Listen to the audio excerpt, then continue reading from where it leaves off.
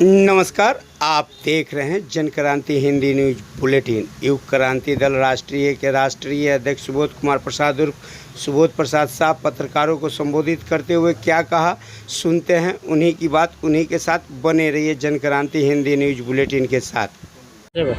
नमस्कार देशवासियों को मेरा नमस्कार, हिंदुस्तान के सारे प्रेस मीडिया को मेरा नमस्कार, हिंदुस्तान के सारे बुद्धिजीवों को मेरा नमस्कार, नौजवानों को मेरा नमस्कार। मैं सुबोध कुमार प्रसाद उर्फ सुबोध प्रसाद शाह, संस्थापक राष्ट्रीय अध्यक्ष युग क्रांति दल बोल रहा हूं और जेपी सेनानी बिहार से हूं। मैं आज महिला दिवस के इस अवसर पर प्रेस के माध्यम से नागरिकों को कहना चाहता हूं।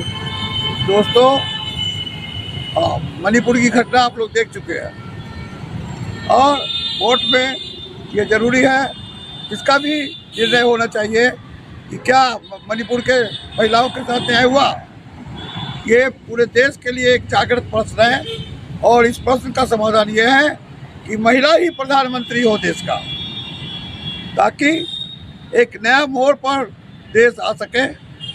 मैं माननीय मोदी जी से कहना चाहता हूँ कि अभी भी वक्त है, अब मणिपुर के लोगों का समाधान नहीं किए, वहाँ की सरकार को बर्खास्त नहीं किए। न्याय मिलना चाहिए लोगों को, महिलाओं को न्याय नहीं मिला तो मैं ये कहना चाहता हूँ कि महिलाओं को न्याय देने के लिए देश में सारी महिला शक्ति को विचार करना होगा और इसमें मेरी राय में दो ही प्रधानमंत्री कैंडिडेट अभी सही है, एक माननीय नरेंद्र मोदी जी और दूसरा श्रीमती सोनिया गांधी जी। देश का जो स्थिति है, यही दो मुकाबला हो तो देश का जनता का पोलराइजेशन हो जाएगा और कौन किसके तरफ है ये जानकारी हो जाएगी।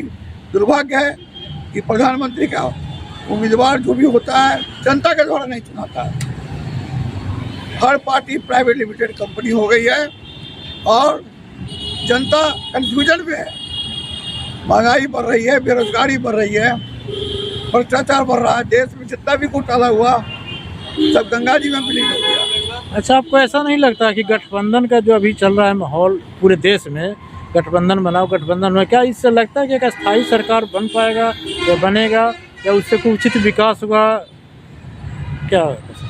अभी जो देश का माहौल है, त्रिशंकु सरकार बनने का ज़्यादा चांस है। त्रिशंकु किसी दल का बहुमत नहीं आएगा और 1-2 वोट से ही प्रधानमंत्री का सिलेक्शन होगा। ऐसा नहीं लगता कि देश में दो ही दल होना चाहिए, पक्ष और विपक्ष, जितने भी क्षेत्रीय पार्टी बहुत सारे बन गए, इससे अस्थायी सरकार बनती है, देश के विकास में बाधा होता है। ये संविधान में जब तक संशोधन नहीं होगा 3 दलीय पद्धति होनी चाहिए। संविधान हर चीज में भेग है। संविधान को बदलने के लिए 543 जो लोकसभा सदस्य है ये नहीं बदली करेंगे, जनता ही वोट से बदली करेगी। मेरा तो ये क्रांति दल का कहना है, बदलो बदलो भारत का संविधान, जनता के वोट से बनाओ नया विधान। तो केंद्र सरकार तो कर रही है कि एक देश एक चुनाव, तो ऐसा नहीं हो कि एक देश एक दल। एक देश कहाँ है? कहीं शराबबंदी है, कहीं नहीं है। एक देश रहता तो पूरे देश में एक नियम होता ना। युग क्रांति दल की सरकार अगर बिहार में बनेगी तो शराबबंदी उठा लिया जाएगा। हजारों निर्दोष नागरिक जेल में बंद है। न्यायपालिका की स्थिति इतनी गड़बड़ है कि कोई भी किसी को डर भय ये नहीं है कि समय सीमा के अंदर न्याय होनी चाहिए। तो एक देश अगर रहता तो कहीं शराब बिगड़ा है, कहीं नहीं बिगड़ा है। कहाँ एक देश है? माननीय प्रधानमंत्री जो है बोलते हैं कि पूरा देश परिवार हमारा परिवार है, तो इसके बारे में क्या कहना चाहते हैं? अगर ये ऐसा बोलते हैं तो गलत बोलते हैं। उनका अपना परिवार जिनसे उन्होंने शादी किया उनको न उन्होंने तलाक दिया न उन्होंने दूसरा शादी किया, ऐसे ही उसको छोड़ दिया।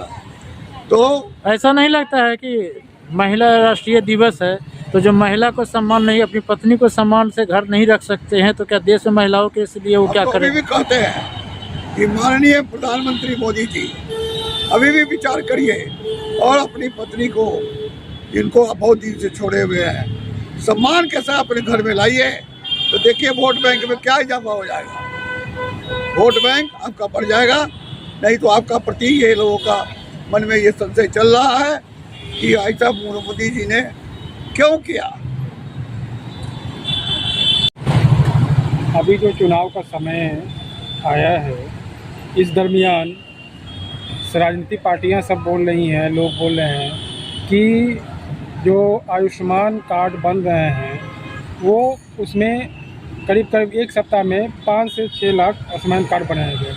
तो आपको क्या लगता है, ये आयुष्मान कार्ड आज ही बन रहे हैं इतना तेज़ी में, पहले क्यों नहीं बन रहे थे? वोट की राजनीति है। अभी जो हो रहा है, मोदी जी का सारा कार्यक्रम वोट पर आधारित है। अच्छा सर, ये आयुष्मान भारत जो है मैंने गरीब कहते हैं, उसमें का जो जिनका बीपीएल कार्ड है उन्हीं का आयुष्मान भारत कार्ड बनता है। तो बीपीएल में तो बहुत सारे नाजायज भी बीपीएल बने हुए हैं देश में, कि जो सक्षम है वही बना लिए हैं। तो ऐसा नहीं होना चाहिए कि कोई नागरिक को बनना चाहिए, कोई भी नागरिक, बीपीएल हो एपीएल, सभी के लिए स्वास्थ्य की जरूरत है, सभी ऐसा के लिए होना चाहिए। स्वास्थ्य सबके लिए, शिक्षा सबके लिए। उसमें गरीब अमीर देख के थोड़ी बीमारी आती है। यही तो कोरोना है देश का, कि गरीब गरीब बना हुआ है, अमीर और अमीर हो रहा है। इस पर किसी का ध्यान नहीं है कि हम रोजगार की व्यवस्था करें, गांव-गांव में करें। और फालतू खर्चा जो हिंदुस्तान में हो रहा है, राज्यसभा, विधान परिषद, सबको बंद कर देना चाहिए। जनता के वोट से जब लोकतंत्र है तो लोग ऊपर, तंत्र नीचे। आज क्या है, तंत्र ऊपर, लोग नीचे। चुनाव हुआ, उसके बाद कहीं ना एमपी का पता है, ना एमएलए का पता है, और उसके बाद लोग वही पेड़ पाचल हाथ पाँव धरे बैठल रहता है। कहाँ खोजेगा? कहीं कोई क्षेत्र में चुनाव के बाद नेता का अपने घर और पब्लिक अपने द्वार। इसलिए कि संविधान में गड़बड़ी है। क्रांति दल चाहती है बदलो संविधान।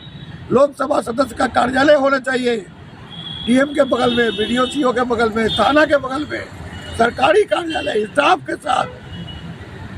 सारी सूचनाएं पब्लिक को वहाँ जानकारी होनी चाहिए, और वो हाजिरी बनना चाहिए लोकसभा सदस्य का, विधानसभा सदस्य का, तब वेतन का भुगतान हो। बारे वाह, कहाँ 5 साल घूम रहा पता नहीं है, कितना पढ़ना रहा पता नहीं है। जनता त्राहिमाम कर रही है कि कौन है तारनहार जो इस देश की दशा और दिशा को बदलेगा, व्यवस्था परिवर्तन करेगा। हनुमान जी की कृपा से ये क्रांति दल एक प्रयास कर रहा है। इसमें जनता को आगे आना होगा और प्रेस मीडिया को हाईलाइट करना होगा। हम बदलेंगे, युग बदलेगा। हम सुधरेंगे, युग सुधरेगा। Thank you.